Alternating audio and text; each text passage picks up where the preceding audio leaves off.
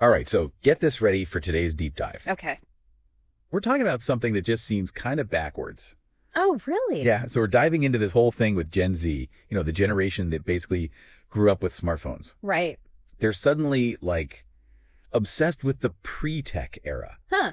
That's interesting. Like think the 90s and the early 2000s. Okay, the days of dial-up and flip phone. Exactly. It's pretty wild, right? It is. It seems counterintuitive. Yeah, it's like they're rejecting everything they've ever known. Well, when you look closer, it actually makes a lot of sense. Okay, so break this down for me. Okay. We're talking about teens who are like glued to TikTok, right? Yeah. And they're suddenly binge watching Friends and raiding thrift stores for clothes that were trendy when like their parents were in high school. Exactly. It's not just like a superficial trend either, you know? Okay, so it's deeper than that. Yeah, it's more like a cultural shift, you know? It reveals a lot about how Gen Z is trying to find authenticity and connection in a world that's, become super digital. And kind of overwhelming, honestly. Yeah, for sure. Okay, so let's unpack this, right? Yeah, let's dive in. So we're going to figure out why this whole pre-tech thing is blowing up, what it means for entertainment and marketing, all that good stuff. Sounds good. And why it matters to anyone who wants to understand, our culture is changing. Okay, well, I think one of the biggest reasons for this trend is the power of nostalgia. Okay, yeah, nostalgia. Cynthia Lieberman, she's like a marketing whiz. She calls it nostalgia marketing. Right, nostalgia marketing. Basically, it's all about tapping into those like warm, fuzzy feelings we get from the past. I get it. And using that to create powerful connections with audiences. Like those old Coca-Cola commercials with the polar bears? Yes. With those heartwarming holiday scenes. It's like instant childhood memories. You got it. It makes you feel all warm and fuzzy inside. That's Nostalgia works because it taps into our personal memories. It's like a trigger, for a sense of comfort and familiarity, and that feeling resonates across generations. Okay. I mean, it's a powerful tool for brands, it helps them create a sense of belonging and builds those emotional connections. And Stranger Things totally nailed this. Oh, how so? Remember when they brought back New Coke? Oh, yeah, New Coke. Not exactly a home run the first time around. Right, a total marketing flop back in the day. Totally. But Stranger Things, they like wove it into the show so cleverly. Yeah. And suddenly everyone was talking about it. I see. It was like this double whammy, appealing to the hardcore fans and people who remember the original New Coke disaster. That's a great example of tentpole marketing. Okay, tentpole marketing. It's a way to use nostalgia strategically to reach different generations at the same time. Gotcha. So like building a giant tent and everyone's welcome. Exactly. Everyone's drawn in by that familiar feeling of nostalgia. Yeah. It's like the live action remake of The Little Mermaid. Okay, yeah. The parents who grew up with the original, they get to share it with their kids. Right. But then the new movie, it's got all the modern visuals and music to appeal to a younger audience. Sorry. It creates a shared experience that bridges the gap between generations. And keeps everyone happy. Right.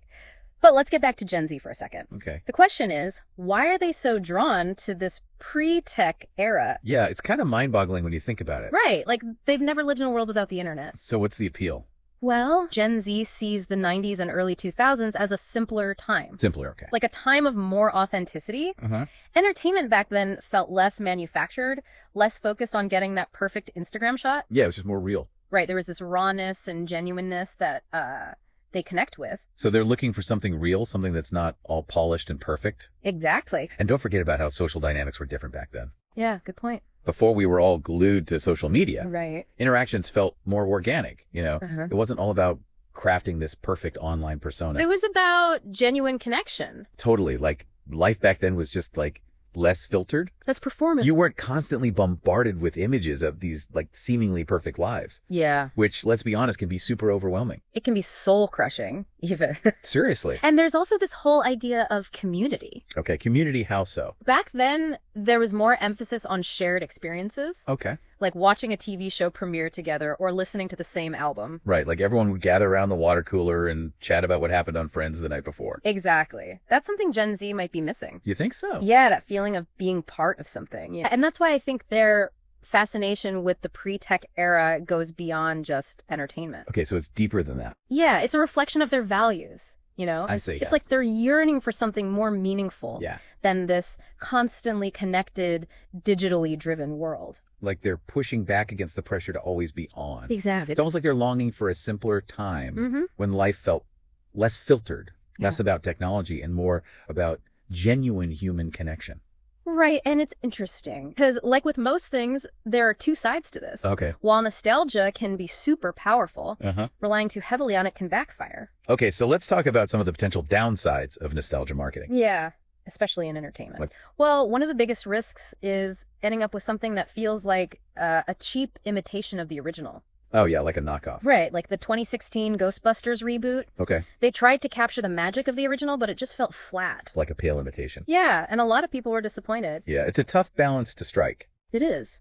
You want to honor the past, but also create something new and exciting. That resonates with today's audience. Right, and sometimes you can alienate younger viewers. Oh, how so? By leaning too hard on elements from the past. Like the Star Wars sequel trilogy. Visually, they were amazing. They were. But some people criticize them for relying too much on plot points from the original films. So they felt unoriginal. And then there's the danger of running out of ideas. And what happens then? You end up resorting to gimmicks to try and recreate that old magic. Like Indiana Jones and the Kingdom of the Crystal Skull. Okay, what about it? It felt like they were relying way too much on CGI and crazy action scenes. Yeah. Just to try and recapture the magic of the originals. Instead of creating a story that felt authentic. Right, it felt forced. And don't forget about market saturation. Okay, market saturation meaning. When every studio is trying to cash in on nostalgia, audiences can get tired of it. Yeah, like they've seen it all before. Right, they want something new. Like the Netflix reboot of Fuller House. It was all catchphrases and references from the original, but it just didn't have that same spark. It fell flat. It did. So it all comes back to finding that balance. Honoring the past without just copying it. Exactly. Know your audience. Right, know your audience. Don't just assume that anything from the 90s will automatically resonate with Gen Z. Yeah, you can't just slap a familiar logo on something and expect it to work. Exactly. You have to dig deeper. Okay, so how do you do that? You need to figure out which specific elements from that era will actually connect with them. So it's not just about the product itself, it's about understanding the values and experiences that shaped a generation. Right. It's about tapping into those shared memories and emotions that create a sense of belonging. You have to honor the past while also creating something new and exciting. That speaks to today's audiences. Right, like how Nike uses Michael Jordan's legacy to promote their new sneakers. Yeah, they're always finding ways to connect his iconic status with cutting-edge designs. It's a great way to appeal to both longtime fans and new generations. It's like taking a classic recipe and giving it a modern twist. Exactly. You want something that feels both familiar and exciting. Okay, so what else does Lieberman recommend? Another crucial point she makes is the importance of authenticity. Nostalgia shouldn't feel forced or fake. It has to align with your brand's core values.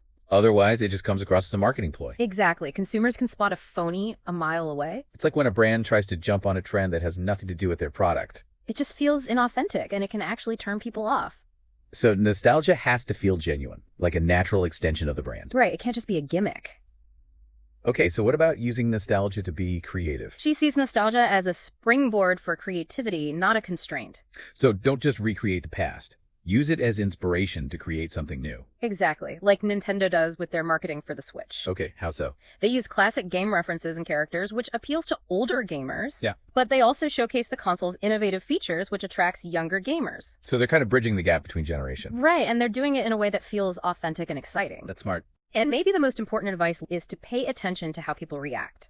Okay, so be flexible. Exactly. Nostalgia can be powerful, but you need to be willing to adapt your approach based on feedback. So be responsive to your audience and make sure your message is resonating. Right. Marketing is an ongoing conversation. You have to listen and learn. Exactly. But I think it's also important to look beyond marketing. Okay, so bigger picture stuff. Yeah, I'm really fascinated by how Gen Z's interest in the past might actually be shaping the future of entertainment. We're already seeing this resurgence of like classic genres and formats. Like vinyl records are back, board games are huge.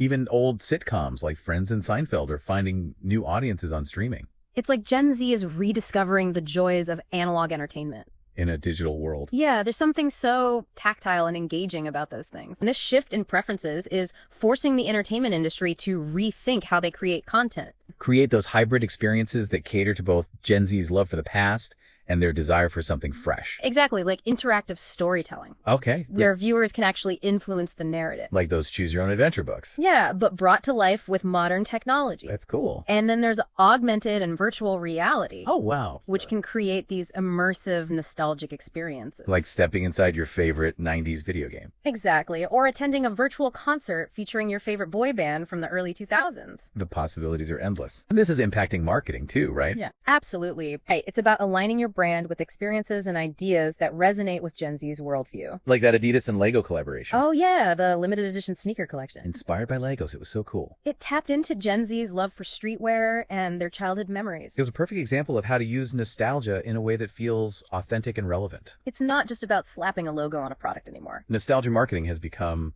like an art form. It requires a deep understanding of cultural trends. And consumer psychology. I think a key takeaway is that Gen Z's interest in the pre-tech era is more than just a fad. It's a sign of a bigger cultural shift. So how will this trend continue to evolve? Well, it's possible that this 90s, early 2000s nostalgia thing eventually kind of fades away and something else takes over. But maybe we'll see early internet culture become a thing. Early internet culture. Think like pixelated graphics, dial-up modems. Oh, wow. You know, those old computers with the giant monitor? You're talking like MySpace and those early YouTube videos with the grainy footage. Exactly. The future of entertainment might not be about big blockbuster franchises, but there's also a chance that Gen Z's fascination with the pre-tech era is more than just a trend. Okay, you're talking like societal changes. Yeah, maybe a renewed focus on face-to-face interaction, a greater appreciation for analog experiences. A desire to disconnect from the digital world and reconnect with the physical world. Exactly. Yeah, so as we wrap up this deep dive, okay, I think the big takeaway